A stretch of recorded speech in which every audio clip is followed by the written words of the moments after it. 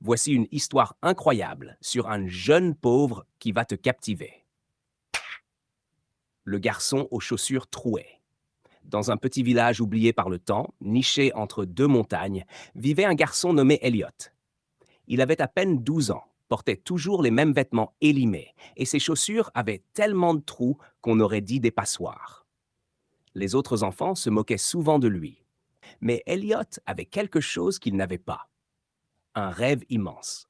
Chaque soir, il grimpait sur la colline derrière sa maison en ruine et observait les étoiles. Il rêvait de devenir inventeur. Il voulait créer une machine qui changerait le monde, ou au moins le sien. Mais comment un garçon sans argent, sans livres et sans outils pourrait-il y parvenir? Un jour, alors qu'il cherchait du bois pour chauffer la maison, il tomba sur un vieil atelier abandonné, recouvert de lierre. À l'intérieur, des machines rouillées, des engrenages oubliés et des schémas couverts de poussière. C'était comme si le destin lui avait laissé un cadeau. Il décida d'y retourner chaque nuit, en secret. Il apprit seul à lire les vieux manuels, à démonter, à reconstruire. Il fabriqua de petites inventions. Un moulin à vent qui produisait de l'électricité, une lampe qui fonctionnait avec de la pluie, puis une prothèse pour un vieux berger du village.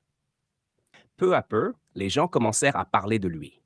Puis un jour, une journaliste venue de la ville entendit parler du garçon aux chaussures trouées qui invente des merveilles. Son article fit le tour du pays. Très vite, Elliot reçut une bourse pour étudier dans une grande école d'ingénieurs. 10 ans plus tard, Elliot revint dans son village, non plus comme un pauvre garçon, mais comme le plus jeune inventeur à avoir remporté le prix d'innovation humanitaire. Il utilisa sa fortune non pour vivre dans le luxe, mais pour transformer son village en un lieu où aucun enfant ne grandirait sans lumière, sans chaleur, ni sans espoir. Et pourtant, chaque soir, il continuait de grimper sur la même colline. Il regardait les étoiles, se rappelant toujours d'où il venait. Et surtout, jusqu'où on peut aller quand on ose rêver. Clara Delmas, celle qui voit ce que les autres ignorent. Âge, 34 ans. Profession, journaliste indépendante spécialisée dans les récits humains et sociaux. Origine grande ville, probablement la capitale. Mais née dans un petit village similaire à celui d'Elliot. Caractéristiques. Observatrice, déterminée, empathique, curieuse. Toujours avec un carnet froissé dans sa poche et un appareil photo usé autour du cou. Son histoire personnelle. Clara n'a jamais voulu travailler dans les grands bureaux de rédaction.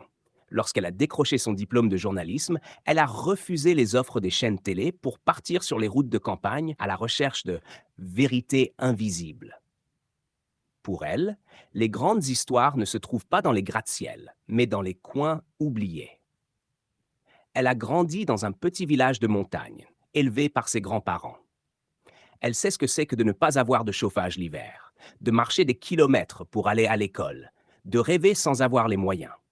Elle a vu beaucoup de talents se perdre dans le silence, faute d'écoute ou de soutien. C'est cette douleur qu'elle porte toujours en elle et qui fait d'elle une journaliste différente. Elle ne cherche pas le scoop, elle cherche la voix qu'on n'entend jamais. La rencontre avec Elliot. Clara venait dans la région pour enquêter sur l'abandon des villages de montagne. Ce n'est pas elle qui a entendu parler d'Elliot, c'est le vieux berger, Milo, qui est venu la voir dans une taverne, un soir pluvieux. Il lui a parlé du petit génie aux chaussures trouées, qui réparait des choses que même les adultes ne comprenaient pas. Intriguée, Clara est allée le chercher. Ce qu'elle découvrit dépassa ce qu'elle imaginait. Un garçon timide, seul, entouré de machines construites avec des déchets et le regard plus grand que la nuit. Elle passa plusieurs jours avec lui. Elle ne lui posa pas 1000 questions. Elle regarda, écouta et surtout, elle comprit. Elle vit dans Elliot ce qu'on n'avait jamais vu. Un inventeur en herbe, mais surtout un enfant qui se battait avec la lumière au bout des doigts. Son article intitulé Le génie des montagnes devint viral. Mais elle ne s'arrêta pas là. Elle contacta elle-même des fondations, des écoles, des mécènes. Elle fit plus que raconter l'histoire d'Elliot. Elle l'aida à tourner la page et à en écrire une nouvelle. Son évolution. Après l'histoire d'Elliot, Clara devint une référence dans le journalisme humaniste. Elle continua de parcourir le pays, révélant d'autres Elliott, d'autres voix perdues. Elle dit souvent: Mon métier, ce n'est pas d'informer, c'est de faire entendre. Elle resta en contact avec Elliott pendant des années. Il lui envoyait parfois des lettres remplies de croquis étranges ou des prototypes miniatures. Dans une de ces lettres, il écrivit: Ah, vous m'avez vu avant que le monde me voie. Merci de m'avoir cru réel. Voici une scène narrative complète dans laquelle Clara Delmas découvre Elliott pour la première fois, dans un style vivant et immersif, comme dans un roman. Scène. Le génie dans l'ombre. Le vent soufflait fort ce matin-là, soulevant la poussière et les feuilles mortes dans les ruelles de pierre du village de Montserrat. Clara Delmas referma son manteau contre le froid mordant. Cela faisait 3 jours qu'elle dormait dans une petite auberge au toit qui fuyait, à la recherche de quelque chose, sans vraiment savoir quoi. Elle était venue documenter la désertification rurale, mais tout lui semblait déjà trop vu, trop dit. Jusqu'à ce qu'un vieil homme, à la démarche boiteuse, Milo, s'assoie sans invitation à sa table, une tasse de thé fumant entre les mains. Vous cherchez des histoires demanda-t-il sans lever les yeux. C'est mon travail, répondit Clara, intriguée. Alors vous devriez aller voir Elliott. Elle haussa un sourcil. Un garçon, 12 ans peut-être. Pauvre, très pauvre, mais il fabrique des choses que même les grandes écoles comprendraient pas. Curiosité piquée, Clara suivit les maigres indications du berger. Elle traversa le village, grimpa un sentier escarpé, franchit un champ envahi de hautes herbes. Au bout d'un petit bois, elle aperçut une grange à moitié effondrée, entourée de roues de vélo rouillées, de câbles pendants, de bouteilles plastiques transformées en hélices. Une sorte de chaos, organisé. Elle hésita, puis poussa la vieille porte grinçante. À l'intérieur, une lueur vacillante filtrait à travers une fenêtre cassée. Une lampe bizarre, faite d'un bol, d'un miroir et d'un moteur de jouet, illuminait un petit espace rempli d'engrenages, de plans dessinés à la main et de carcasses d'objets autrefois utiles. Et là, au milieu de tout ça, il y avait lui. Un garçon maigre, penché sur un moteur de trottinette désossé. Il portait un pantalon trop court et une veste rapiécée. Ses chaussures semblaient prêtes à rendre l'âme. Mais ce qui frappa Clara, ce fut le silence concentré autour de lui et la lumière dans ses yeux. Il l'entendit enfin et leva la tête. Un peu surpris, mais pas effrayé. « Vous êtes qui ?» demanda-t-il. « Clara. Je suis journaliste. »« Vous êtes venu pour quoi ?»« Je ne sais pas encore. Peut-être pour comprendre ce que tu fabriques ici. » Il la regarda un moment, comme pour juger si elle se moquait. Puis il pointa du doigt une drôle de boîte métallique attachée à une roue. Une éolienne, mais pour les maisons pauvres, pas chère, juste faite avec des trucs qu'on jette. Clara s'approcha, fascinée. « Et tu as appris tout ça? Comment? » J'ai trouvé des bouquins. Et j'essaie. Ça marche pas toujours. Mais j'aime comprendre. À cet instant précis, Clara sut qu'elle venait trouver plus qu'une histoire. Elle venait de découvrir un monde caché dans un garçon de 12 ans. Un monde fait de récupération et de génie, de solitude et de résilience. Elle sortit son carnet, puis le rangea aussitôt. Non, pas encore. Ce n'était pas le moment de prendre des notes. C'était le moment de regarder, d'écouter et de se taire. Souhaites-tu une suite à cette scène? Par exemple, le moment où elle commence à écrire son article ou la réaction du monde extérieur à la publication. Professeur Lemoine, le mentor qui voit au-delà des apparences. Nom complet, Augustin Lemoine. Âge, 62 ans.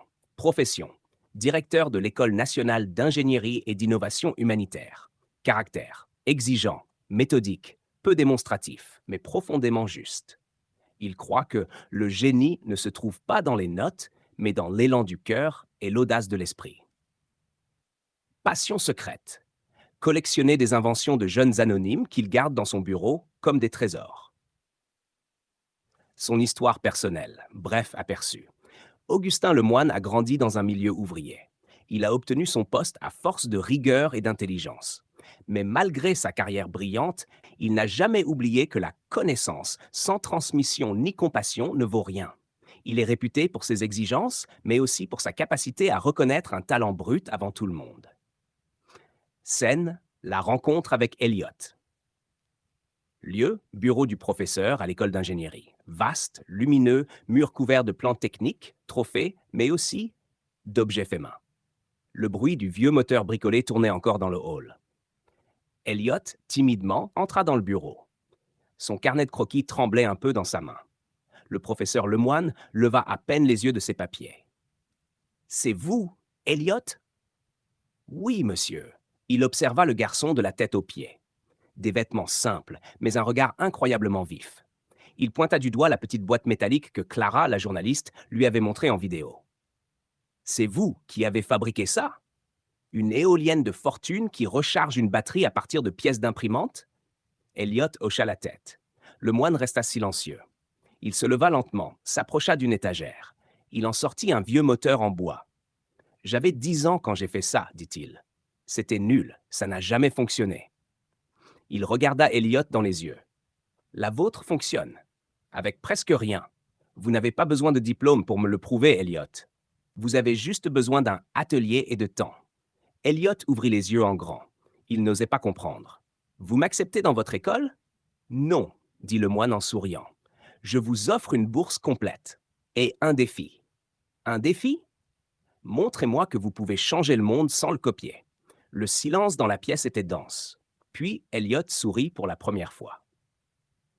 Impact de cette rencontre. Elliot entre dans un univers nouveau, avec des outils et des ressources qu'il n'a jamais eus. Le moine devient plus qu'un professeur, un guide silencieux qui ne donne pas de réponse, mais pose les bonnes questions. Une relation fondée sur l'écoute, la confiance et la transmission intergénérationnelle. Professeur Lemoine, le mentor qui voit au-delà des apparences.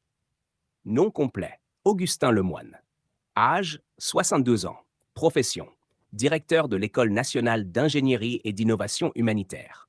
Caractère, exigeant, méthodique, peu démonstratif, mais profondément juste.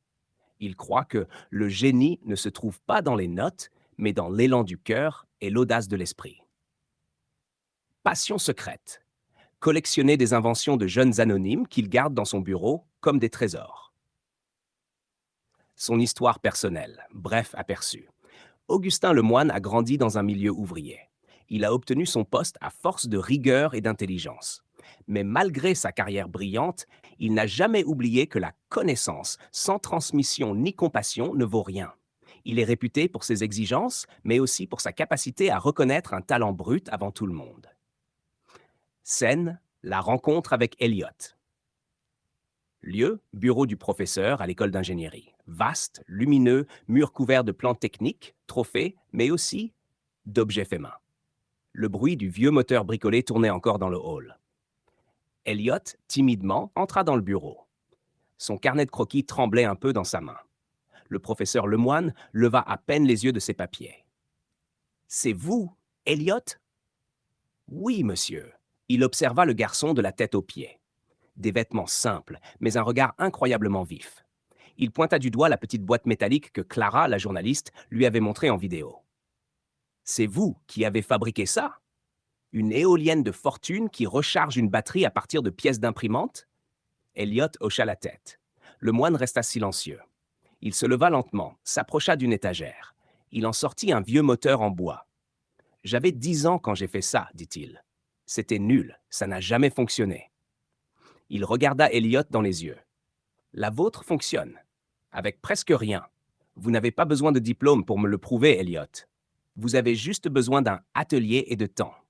Elliot ouvrit les yeux en grand. Il n'osait pas comprendre. Vous m'acceptez dans votre école? Non, dit le moine en souriant. Je vous offre une bourse complète. Et un défi. Un défi? Montrez-moi que vous pouvez changer le monde sans le copier.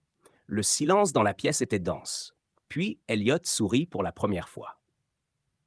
Impact de cette rencontre. Elliot entre dans un univers nouveau, avec des outils et des ressources qu'il n'a jamais eus. Le moine devient plus qu'un professeur, un guide silencieux qui ne donne pas de réponse, mais pose les bonnes questions. Une relation fondée sur l'écoute, la confiance et la transmission intergénérationnelle.